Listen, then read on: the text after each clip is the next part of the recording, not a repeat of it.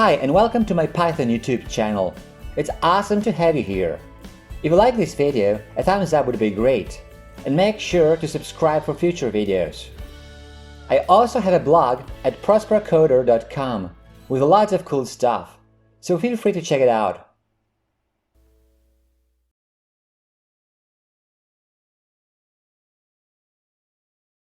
In the previous part of the Kivy series, we created all the basic screens our app needs, but they're not very eye-catching. Have a look at this settings screen. And they don't look like in the final versions of the screens by a long shot. Time to add some colors and graphics.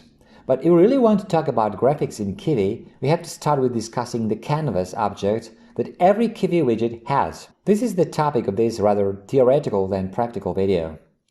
Now, the canvas object is not what you might think it is if you know this term from other environments like HTML5, where it is the object we draw on. In Kivy, a canvas is a set of drawing instructions that define the graphical representation of a widget. Let's have a look at the final version of this app. This is the race screen.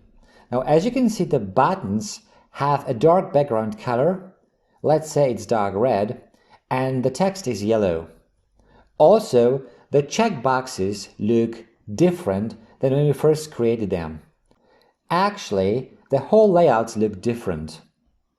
They have a yellowish background color and there are rectangles with rounded corners around them. This is what we can achieve using canvas instructions. Let's talk about coordinate space first. In Kivy, we draw in the coordinate space. This is the space which includes the app window that you can see but also extends beyond it, which means you can draw both inside and outside the visible window. All widgets share the same coordinate space. So to make things clear, let's recap on this. Each widget has its own canvas. This button has its own canvas. This button has its own canvas. This box layout has also its own canvas. So does this label, and this text input, and so on. Now, all widgets share the same coordinate space. Why this is important will become clear when we talk about all the available drawing instructions. Now, speaking of which, there are two types of drawing instructions in Kivy: vertex instructions and context instructions. Vertex instructions are instructions used to draw basic geometric shapes like lines, rectangles, ellipses, and such like. Context instructions are instructions used to manipulate the whole coordinate space, so to add colors to it, rotate, translate, and scale it. We'll discuss both of these groups of instructions in more detail in the following videos. What is important is to remember that context instructions manipulate the whole coordinate space, not just the widget on which they are used. We will see this in action soon, but imagine you add a rotation instruction to a button to rotate it, say, 90 degrees in the counterclockwise direction. But this instruction will also affect all the subsequent graphics instructions, regardless if they will belong to the same or to any other widget. This is because the whole coordinate space is rotated. Naturally, there is a way to deal with that. All you have to do is save and then restore the context, but don't worry about that too much at this moment. What actually is a widget? Now that we know something about the coordinate space, we can slightly redefine the widget. Intuitively, we know that a button is a widget, and so is a slider, or any of the layouts, to mention just a few.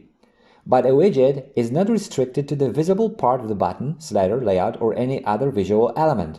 In other words, the canvas instructions of the widget are not restricted to any specific area of the widget, but to the whole coordinate space.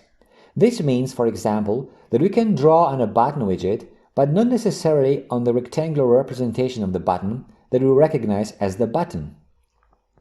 Instead, we could draw outside it as well. This will become clearer as we proceed. Okay, this theoretical introduction is getting more and more abstract, so let's just jump into some code and see how it all really works. In the next part of the series, we'll see how to draw basic shapes in Kivy. Okay, that's it for this video. If you like it, a thumbs up would be great. Also, make sure to subscribe for future videos. If you want to leave a comment or ask a question, you're welcome to do so. Thanks for watching.